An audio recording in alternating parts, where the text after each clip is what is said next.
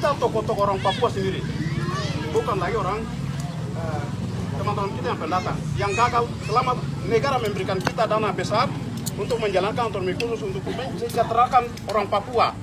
Tapi menggagalkan dana otonomi khusus itu orang Papua sendiri yang menggagalkan itu. Sekarang klip kedua ini negara juga berpikir bahwa tidak berhasil otonomi khusus. Dalam hal apa saja itu gagal betul otonomi khusus. Sehingga negara memberikan kita waktu lagi, kesempatan lagi, memberikan 10-20 tahun lagi.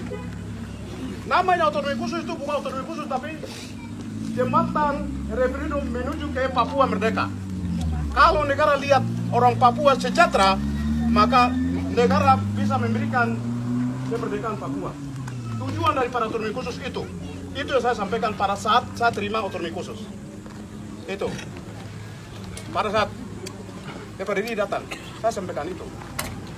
Kalau memang negara tidak mau terima otonomi kami orang Papua tidak mau berikan otonomi khusus, maka kalau begitu ganti dengan kita ganti rugi yang kerugian alam, sumber daya alam yang terlalu nilai besar daripada otonomi khusus. Dual pilih, saya yang sampaikan. Sehingga terpaksa mereka yang diakui adalah otonomi khusus jilid kedua. Yang ketiga saya mau sampaikan begini Ibu. Sekarang belum menjalankan tentang bupati dan wakil bupati orang asli Papua. Kapan baru bisa sahkan ini? Kemudian kapan baru otonomi khusus itu merasakan oleh orang Papua? Sedangkan ini saja tidak beres. Sekarang tadi anak belakang kepala suku bilang, Baleo ini semua itu pendatang yang berdiri.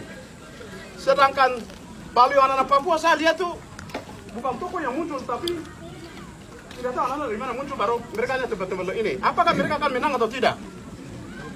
Dan anak-anak Papua yang saya lihat anak-anak yang tadi yang bicara omong-omong ini, mereka hanya fokus ke dapil 5. Itu di Tembagapura itu ada apa? Sedangkan dapil 1, dapil 2, dapil 3, dapil 4, dan dapil 6 itu semua pendatang yang masuk. Bagaimana kita mau rebut 35 kursi di bawah? Benar. Kamu orang juga ada lihat kan tidak? Itu benar. Saya terima. Kalian bisa mau dapat bilang tadi bilang saya punya kursi, tapi dapil yang itu kamu tidak mau terima.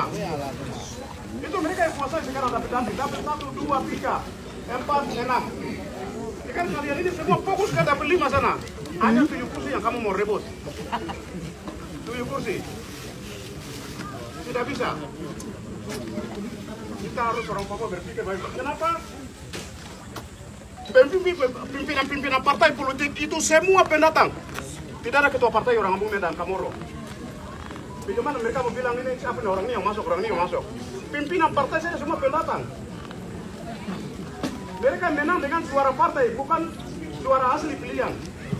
Tapi mereka hanya menang dari suara partai, sehingga dia itu tetap ada di akibat daripada kemarin Ibu Gub datang untuk menyelesaikan APBD itu. Karena orang-orang ini tidak pernah orang keluar.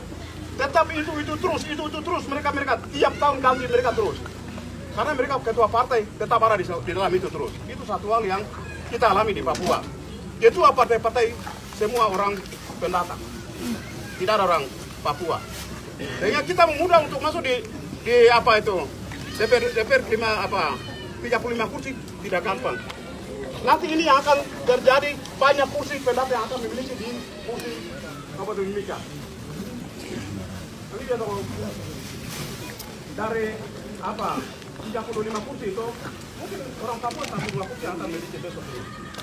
Saya sudah betul-betul saya sudah pilih itu sudah ada. Itu. Nah itulah bagaimana orang Papua mau merasakan bahwa otonomi khusus itu kami sudah rasakan otonomi khusus.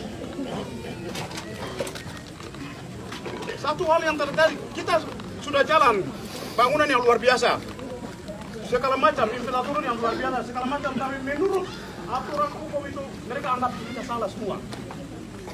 Kita pikir ini daerah otonomi khusus, jadi kita belum mau. Kalau kita tidak jalan dengan kasar, tidak mungkin bangunan yang tadi Ibu jalan-jalan ini tidak akan dapat. Saya orangnya kepala keras, jadi saya itu antam, jadi ini kota ini. Jangan bisa tabrak, tidak mau tahu, aturan itu dari belakang. Itu yang saya buat. Kalau saya ikuti aturan, ini tidak akan Ibu tidak akan lihat seperti kota begini. Ini. Jadi ini yang bagaimana caranya negara harus berpikir bahwa Papua harus merasa memiliki otonomi khusus itu sendiri. Ini tidak ada. Yang terakhir Ibu, mungkin Pak Bin juga kesempatan ini saya harus sampaikan. Kalau memang mau mensejahterakan orang Papua, pertama, kami harus kepastian hukum. Kedua, jaminan atau perlindungan hukum. Ketiga, keadilan Papua. Tiga ini harus tahu. Itu baru Papua bilang, saya tidak mau merdeka. Oh, ini baru benar. Negara ini baru benar.